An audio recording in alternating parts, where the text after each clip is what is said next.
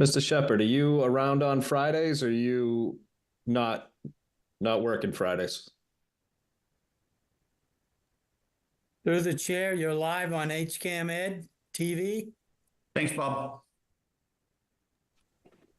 I can be around Friday. I'm not working Friday though. What do you need?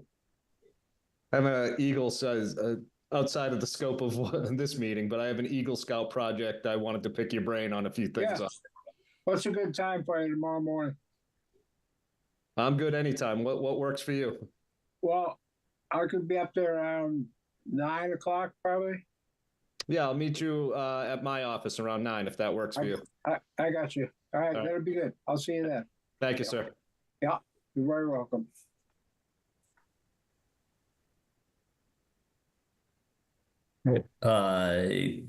In case anybody is watching at the moment on HCAM, it is just 7 o'clock now. We're going to give it a couple more minutes for a few more people to log in, and then we will go ahead and get started on what should be a fairly quick agenda.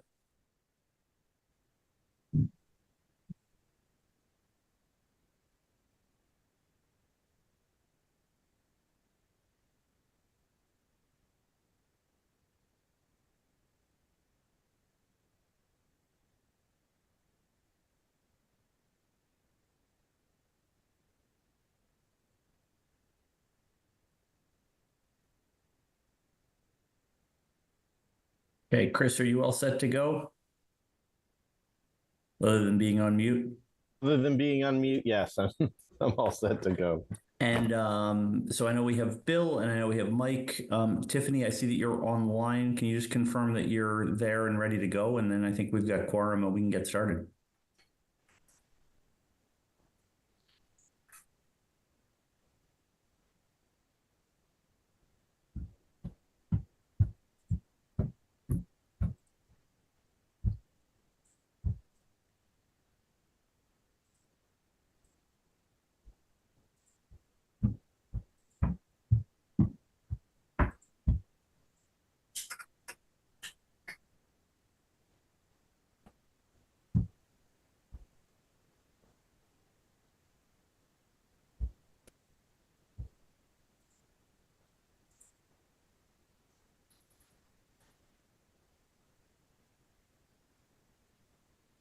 Okay, let's give one more minute.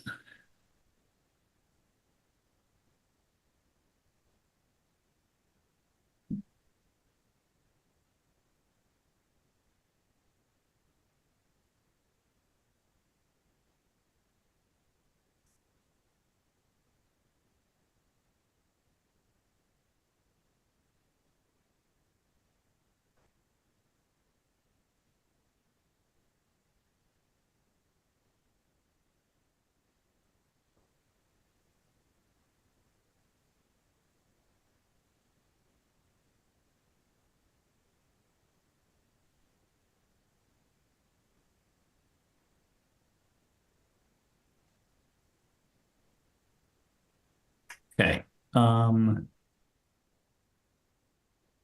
Let's go ahead and get started. I think Tiffany might just be working out a technical problem, so I can. Can you hear me now, John? And now we can hear you. Yep, perfect. Okay. Okay, awesome.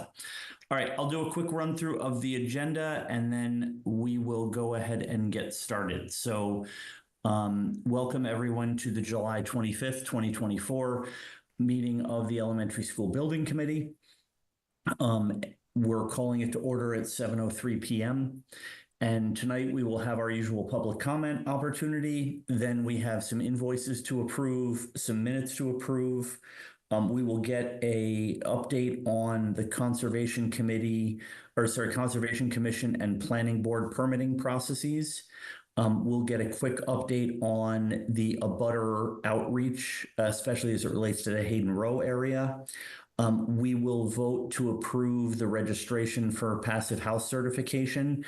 And then we have design updates on the agenda, but I don't think I don't think we have any. So, so we'll go ahead and get started with the invoices. So there in the packet tonight, there were 3 invoices.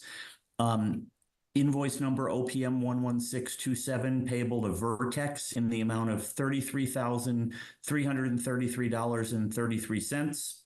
Invoice number 009542100007 to Perkins Eastman in the amount of $400,000.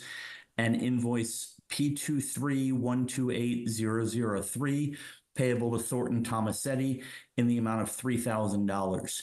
The total amount for the invoice package tonight is $436,333.33. Are there any questions or comments related to the invoice package? Okay. Hearing none, I would seek a motion to approve the invoices in total $436,333.33. So moved. Motion by Bill, is there a second? Second, sir. Second, we'll go with Mike on that one. I heard him first.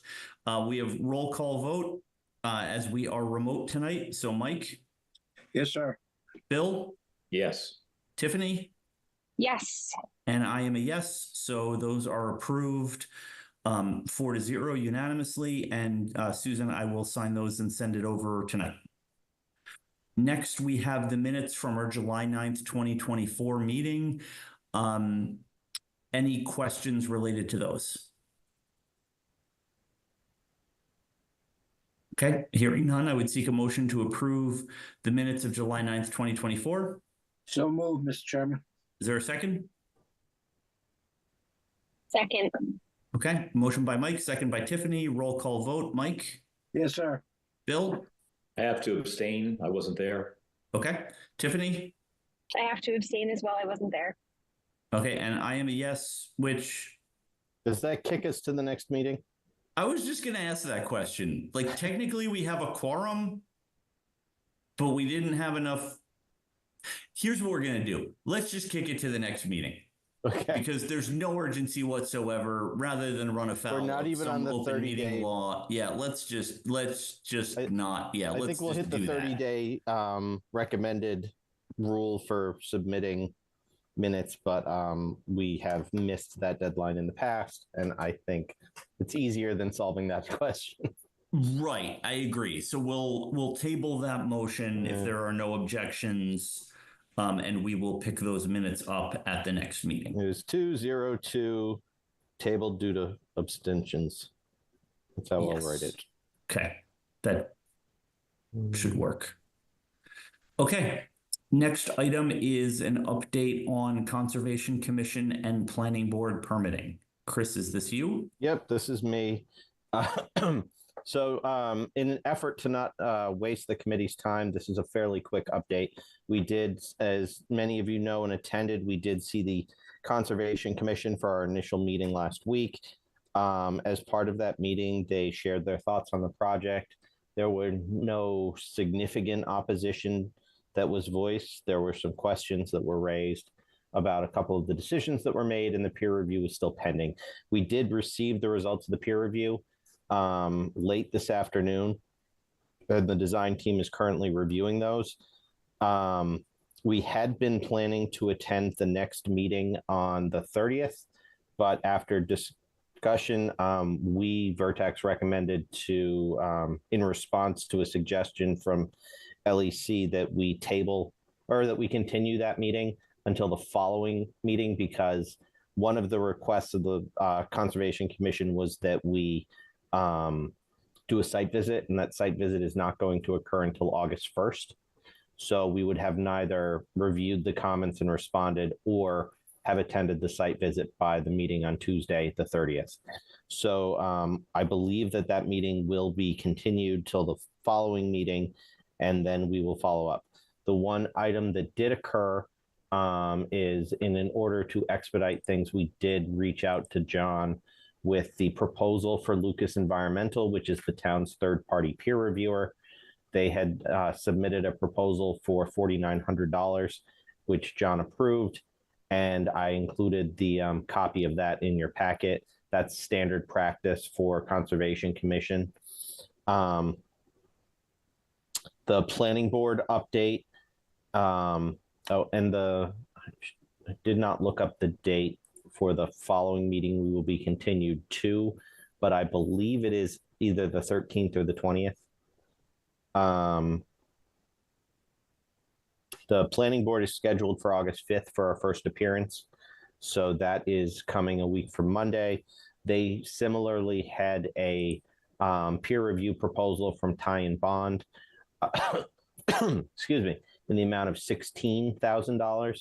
We reached out to John for that approval so that we could move it forward. And I included that in your packet as well. That is moving forward, and we hope to get comments before the first planning board meeting, which we'll review and hopefully be able to discuss as part of that meeting. If anyone is interested in being included in the site visit, I can pass that along to the group or to any individuals. It's largely going to be walking fairly deep in the woods in overgrown areas that I know from personal experience have a lot of ticks and mosquitoes at 5 p.m. in the evening. But if that is what you feel is necessary to conduct your duty as members, you're welcome to join us. And then that's the bulk of the Conservation Commission and Planning Board update. I don't really have much more than that. Okay. Any questions from the committee? I have a quick question, John. Does somebody have to go to the Conservation Commission? That one's a live meeting to continue it, Chris? I'm waiting to get that response from LEC. I know that from attending many of them for the Hopkins projects, there were many meetings that ended up being requested to be continued, and that was shared by staff. So once I have that confirmation, we'll sort that out. Thank you. John, I don't know, the next item was a butter outreach. I don't know. Yeah, just want to hold on. I just want to make sure nobody's got any other questions related to the permitting updates. Oh, actually, I had one more permitting update that I didn't write in my notes.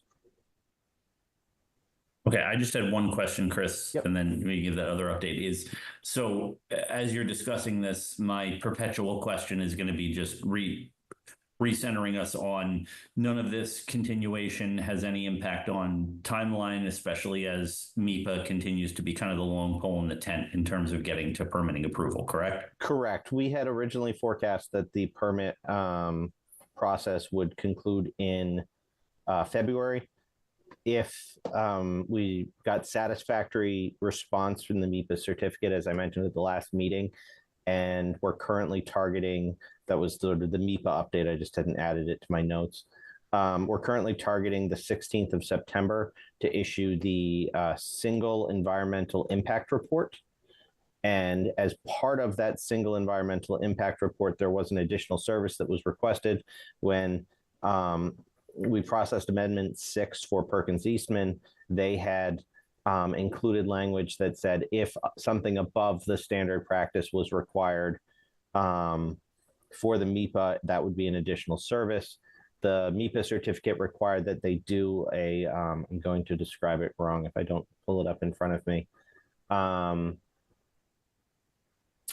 that they do a regional air quality impact study, which looks at traffic impacts and air quality impacts as a result of the project. That's above and beyond sort of what would be expected for a design of a school. And so they asked for an additional service of $15,000 plus Perkins 10% markup. This group had previously approved the $79,000 for passive house design support and construction. And we have that amendment still pending. So my thought is that I would just add that $15,000 to that amendment and we would process it all at once.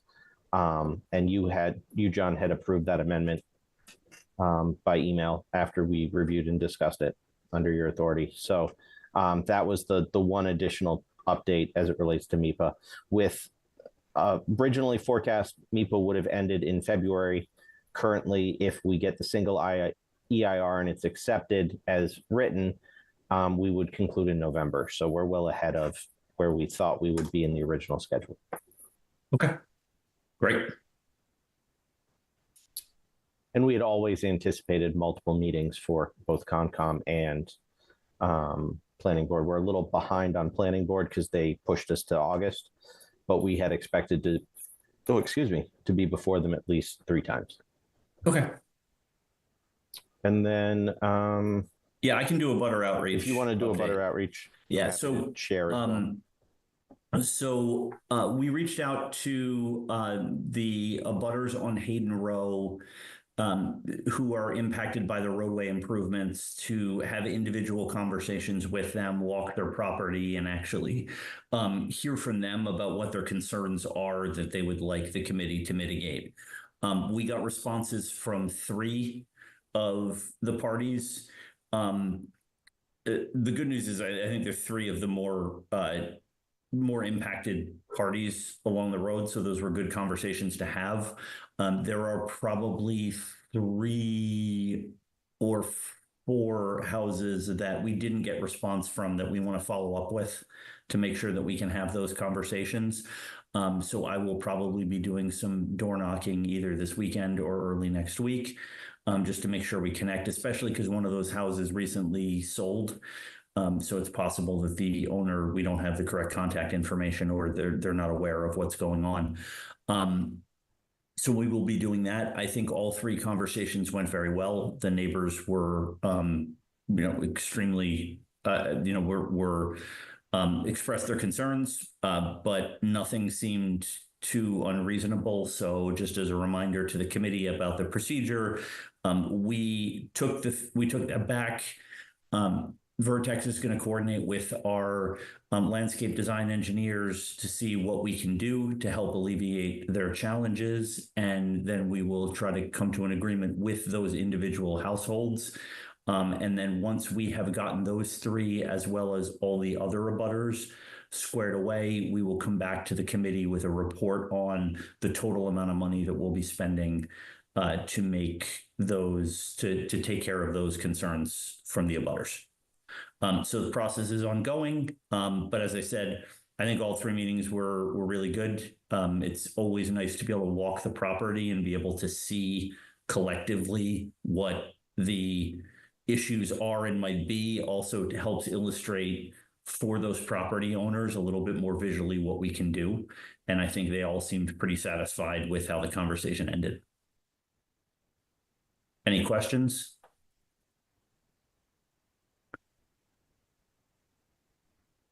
All right, so more to come on that. Next is Passive House. So is Chris or Dan? I'll take this one to start, and Dan can correct everything that I get wrong. Okay. Seems efficient.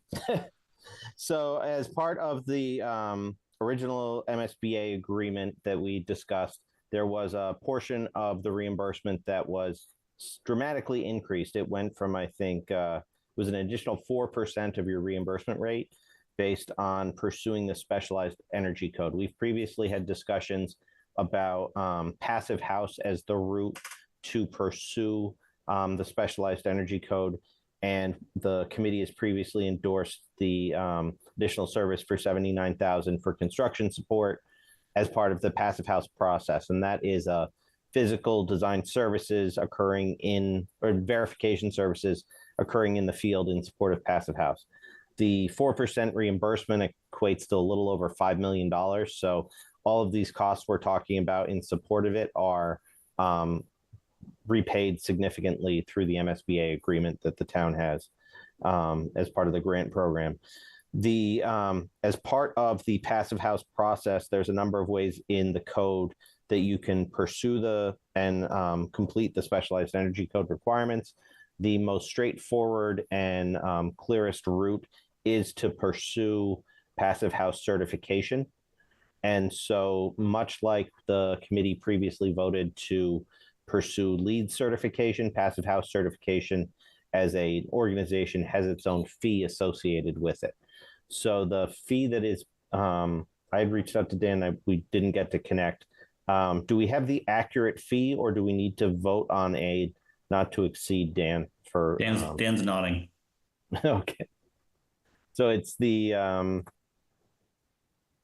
sorry, it's the correct fee. Was it 33,175? That's that fee I sent you is the correct fee. Yes. I just want to make sure that I'm pulling that up. correctly in front of me, so I don't have to read a vote.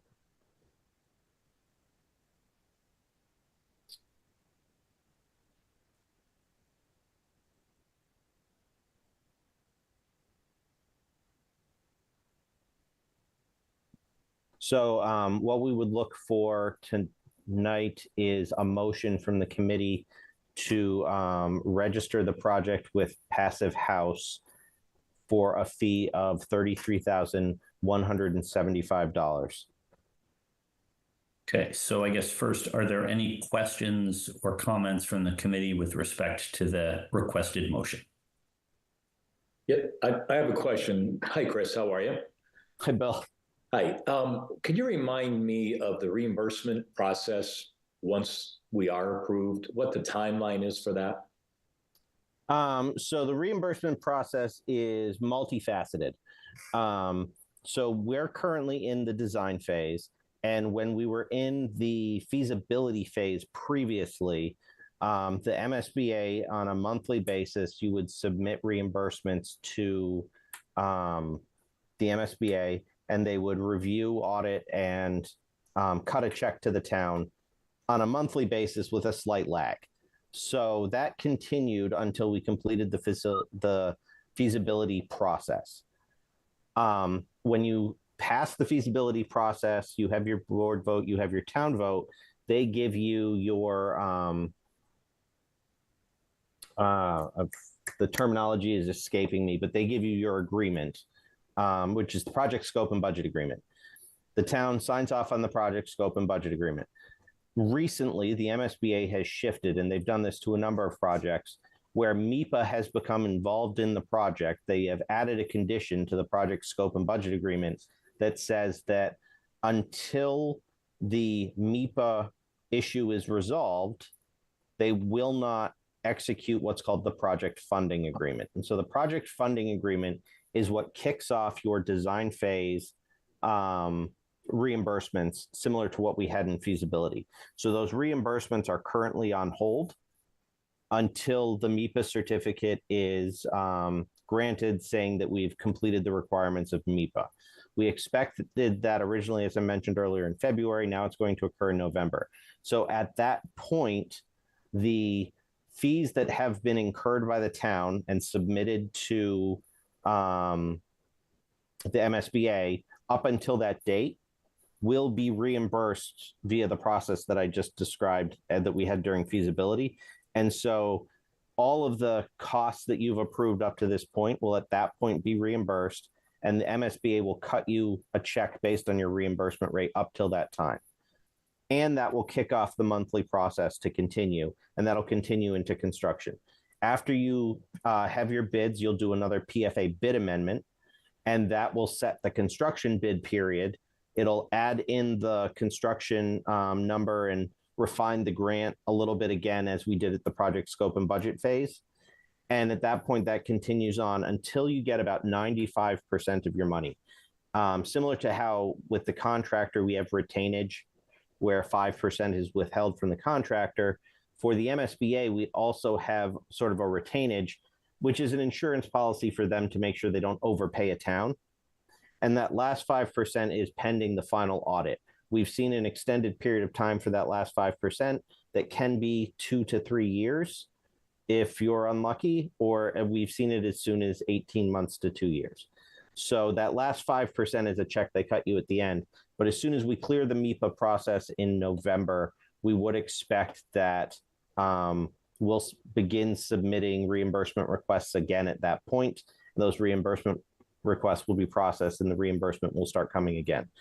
I don't recall if,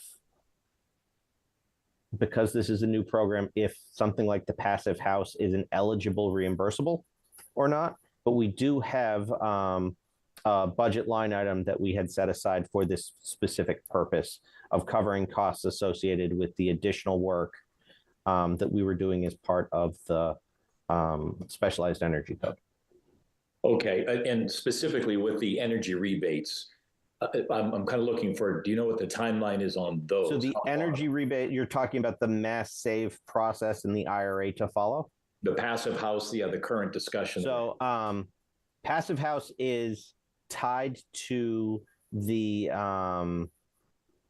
MSBA's reimbursement. So it's sort of like a, yay, you got your thing, here's your check. And what they have traditionally done is they have held that until you've certified that you've met the requirements. So the 5 million plus that they're giving you, most likely some of that will be part of that final payment that you'll get at that time. It used to be a much smaller amount. So because it's new, I can't say whether they've changed their approach to reimburse it as they go, or whether they'll still, used to be you'd give them your lead certificate and then that would trigger a reimbursement. I don't know whether with the larger numbers we're talking about now with the new program that they have, if they're going to change that, because it's nobody's taken it through to the end yet. In terms of other than Mass Save, or other than the MSBA, Mass Save is usually a year to 18 months after the project is verified. It's a little longer with Path 1 now because they have a 1-year verification period. So it could be up to 2 years. And the IRA, we're hearing somewhere in 2 to 3 years after the project's complete. But that, again, is a relatively new program, and we haven't seen a lot of projects make their way through it yet. Thank you. I have a question. This Passive House program, this 33 grand, is it a private agency we're paying? Is it the state we're paying? And what do we get back for that money? I'll turf that one to Dan. It's a private agency. It's basically the same. It's very similar to LEED, where you pay USGBC and they review the project, and then they give you a certified silver, gold, whatever level you get to. For Passive House, they're just another version of a certification, third-party certification, and they give you a certification that you're compliant with Passive House. So what you get is a certification. All right, so that's what we're paying for to more or less guarantee that we'll get the other money at the other end. Yeah, the thing is, Mike, and you'll know this better than most. Yeah. The way the code is written, they don't make you do this, but they make you do this. Yeah. So they say you don't need to hire a passive, you don't need to get Passive House certification, but you need a letter from Passive House certifying it. Yeah. So it's like impossible to get one without the other, right? And I feel, given the complications of the energy code and the way it changes every other day, this is probably money well spent. I think so, because this is like bulletproof, right? Like, we'll do this and that's it. Nobody can come back and say you failed in this way. It was clearly the easiest way to pursue energy code compliance. It sounds good. Any other questions? Okay. If there are none, then we would seek a motion. Actually, Chris, I need the number again. It would be a motion. I just had it. It'd be a motion to approve Passive House registration at a cost of $33,175. And I believe once we approve this, it's a process that will send the invoice directly to the district. Yeah, that's the best way to do it. You don't need to give anybody else anything on top of this, right? So moved, Mr. Chairman. Okay, motion by Mike. Is there a second? Second. Okay, second by Bill. Roll call vote. Mike? Yes, sir. Bill? Yes. Tiffany? Yes. And I am a yes, so it is unanimous 4-0 approved. We had said at the beginning that we don't have design updates at the moment, so nothing to do on that front, which brings us to the conclusion of our agenda. Chris, do we have another meeting tentatively scheduled? We tentatively have our next meeting on August 13th. Okay. That meeting will include a number of things, which it'll include MEPA, the sort of draft endorsement of the single EIR that will be submitted. We should have an update on the design development drawing, or the 60% CD drawings, because those will be due in short order. I can't recall the exact, is it the 18th, Dan? Mm-hmm. So August 18th, the 60% CDs will go out. So I would anticipate any questions or updates that the design team has based on that development would come up at that meeting as well. I think it's the 23rd, actually, Chris. Is it? I think what that was I originally. don't the have it 18th. in. And I think we split the baby because it was the 18th on one and the 30 whatever on the other, and we said, all right, we'll just go the middle, which was the Yeah. 23rd. So the main piece of information we'll need to discuss will be validating or endorsing the single EIR at that meeting. And actually, no, I'm off by a month. I apologize. I don't have the agenda for the 13th meeting, but Okay. it's actually September that we'll be endorsing the EIR. I got a month off. Okay, that's fine. I just wanted to make sure we noted what the next scheduled meeting is. We'll obviously get the agenda out in, far enough in advance that people can take note of what's going to be on there. So if there is no other business, I would seek a motion to adjourn. So moved. Second, Mr. Chairman. Okay, motion by Bill, second by Mike. Roll call vote. Mike, Yes, sir. Bill, Yes. Tiffany, Yes. and I am a yes. So we are adjourned at 7:30 p.m. Thank you, as always, to HCAM. Thank you, everyone, for joining, and we will see you on August 13th. Have a good night. You too. Thank you.